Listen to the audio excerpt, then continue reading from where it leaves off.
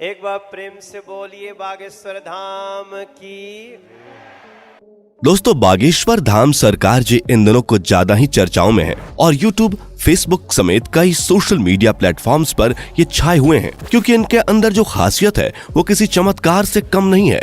कई लोग तो इन्हें साक्षात भगवान मान रहे हैं क्योंकि ये लोगों के झूठ का पर्दाफाश करने से लेकर भूतों को भगाने तक ये सभी काम चुटकियों में कर देते हैं। और अब तो मनोज तिवारी से लेकर अमिताभ बच्चन और यहाँ तक कि मोदी जी भी इनके फैन है। कहा तो यहाँ तक जाता है कि बागेश्वर सरकार का एक अदृश्य सेनापति है जो भूतों को भगाने में इनकी मदद करता है। तो क्या है बागेश्वर सरकार की असल सच्चाई, आइए जानते हैं इस वीडियो में। दोस्तों, यूं तो हमारे देश में कई बाबा आए और कई गए, कई सारे लोगों ने उनके आश्रम में माथे टेके, यहाँ तक कि बड़े बड़े फिल्मी सितारों ने भी इनके दरबार में अपनी हाजिरी लगाई। लेकिन इस समय जो प्रसिद्धि बागेश्वर महाराज जी को मिल रही है वो आज तक किसी को नहीं मिली है। लंबे लंबे बालों वाले, माथे पर चंदन और अक्सर सर पर पगड़ी बांधे नजर आने वाले बागेश्वर धाम सरकार जी की बात ही कुछ और है। और इस चीज का सबसे बड़ा सबूत बड़े बड़े फिल्मी सितारों का इनके दरबार में आके इनके प्रवचन और गीत सुनना है। फिर चाहे मोदी सरकार के सबसे दिग्गज नेता मनोज तिवारी हो या फिर साउथ इंडियन फिल्म इंडस्ट्री के सुपरस्टार सुमन तलवार, जिन्होंने बागेश्वर धाम आकर बाबा के नाम पर ठुमके भी लगाए और हाथ जोड़कर नमस्कार भी किया। अभी हाल ही में सदी के महानायक अमिताभ बच्चन जी की एक वीडियो बहुत ज्यादा वायरल हो रही है जिसमें वो बैठकर बाबा के कीर्तन का आनंद ले रहे हैं। लेकिन दोस्तों, ये एक रात का चमत्कार नहीं है बल्कि इसके पीछे एक ऐसे बच्चे की कहानी छुपी हुई है जिसके संघर्ष के बारे में जानकर आपके भी होश उड़ जाएंगे। हजारों की संख्या में लोग अपनी मनोकामनाओं को पूरा करवाने और अपनी तकलीफों को दूर भगाने के लिए बागेश्वर धाम दर्शन के लिए पहुंच जाते हैं और ये सब कुछ मुमकिन हो पाया है बागेश्वर धाम जी के चमत्कारों की वजह से।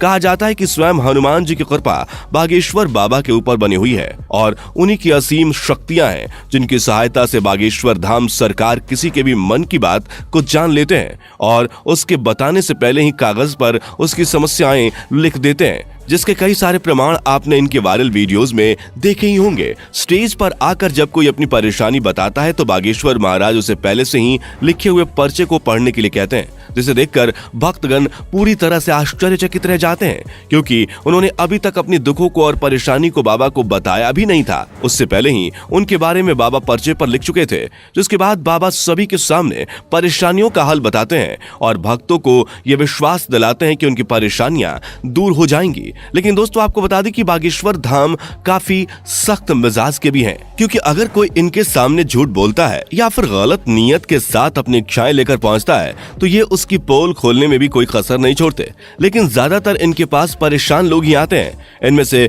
कुछ लोग वो होते हैं जिनके ऊपर किसी भूत प्रेत का साया होता है, लेकिन बाबा के सामने आते ही वो भूत प्रेत का साया भी चुटकियों में भाग जाता है क्योंकि इनके ऊपर हनुमान जी की असीम कृपा है। वो कहते हैं ना कि भूत पिचास निकट नहीं आवे, महावीर जब नाम सुनावे। दोस्तों, हनुमान जी के परम भक्त बागेश्वर सरकार जी का असली नाम पंडित धीरेन्द्र कृष्ण शास्त्री है, लेकिन लोग इन्हें बागेश्वर धाम महाराज और बागेश्वर सरकार के नाम से जानते हैं। पंडित धीरेन्द्र कृष्ण शास्त्री जी का जन्म 4 जुलाई 1996 को मध्य प्रदेश के छतरपुर जिले के छोटे से गांव गढ़ा में हुआ था। ये एक बहुत ही गरीब पंडित परिवार से ताल्लुक रखते हैं। बागेश्वर सरकार ने अपने एक इंटरव्यू के दौरान बताया था कि जब वो मात्र 9 साल के थे तब उनका मन बालाजी महाराज की सेवा में लग गया था। इन्हें हनुमान जी की भक्ति और उनके प्रेम के सिवा कुछ भी नजर नहीं आता था।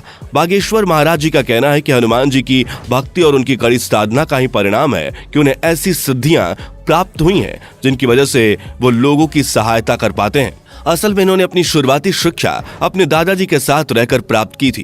कहा जाता है कि इनके दादाजी भी अपने समय के बहुत बड़े विद्वान शास्त्री हुआ करते थे और उन्हें भी दिव्य शक्तियां प्राप्त थीं।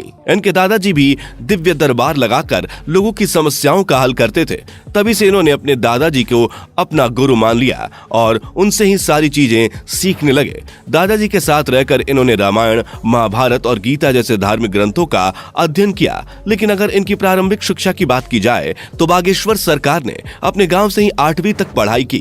और फिर उसके बाद अपनी आगे की पढ़ाई पूरी करने के लिए वो गांव से करीब 6 किलोमीटर दूर जाया करते थे, क्योंकि गांव में हाई स्कूल नहीं था। इसी तरह इन्होंने 12वीं की परीक्षा दी और 12वीं पास करने के बाद इन्होंने बैचलर ऑफ आर्ट्स में अपना ग्रेजुएशन भी पूरा किया। यानी कि हनुमान जी की असीम कृपा के साथ साथ बागेश्वर सरकार के पास डिग्रियां भी हैं। बता दें कि अपने ग्रेजुएशन के दिनों से ही धीरेन्द्र कृष्ण अपने दादाजी की तरह बालाजी महाराज की सेवा करने लग गए थे। इनके घर के पास बालाजी यानी कि हनुमान जी का एक प्राचीन मंदिर भी है, जहां पहले इनके दादाजी दरबार लगाया करते थे, लेकिन उनकी मृत्यु के बाद दरबार कई सालों तक खाली रहने लगा। लेकिन धीरेन्द्र कृष्ण शास्त्री ने हनुमान जी की सेवा करनी नहीं छोड़ी और वो लगातार बालाजी के नाम का ध्यान करने लगे। लंबे समय तक ध्यान में लीन रहने के बाद इनके ऊपर बालाजी और उनके स्वर्गीय दादाजी ने अपनी कृपा दिखाई और अचानक से ही उन्हें असीम शक्तियों का एहसास होने लगा। उन्हें महसूस हो रहा था कि वो लोगों के मन की बातों को समझ सकते हैं, वे क्या चाहते हैं, उनके दिमाग में क्या चल रहा है। ये सारी बातें वे बिना कुछ कहे ही समझ जाते थे और उनका निवारण भी बताते थे। अपनी इन शक्तियों का इस्तेमाल करके इन्होंने लोगों के कष्टों को दूर करना शुरू कर दिया। लोग जब इनके पास अपनी समस्या लेकर आते थे तो ये पहले से ही उनके मन की बात समझकर उन्हें समस्या का समाधान बता देते थे।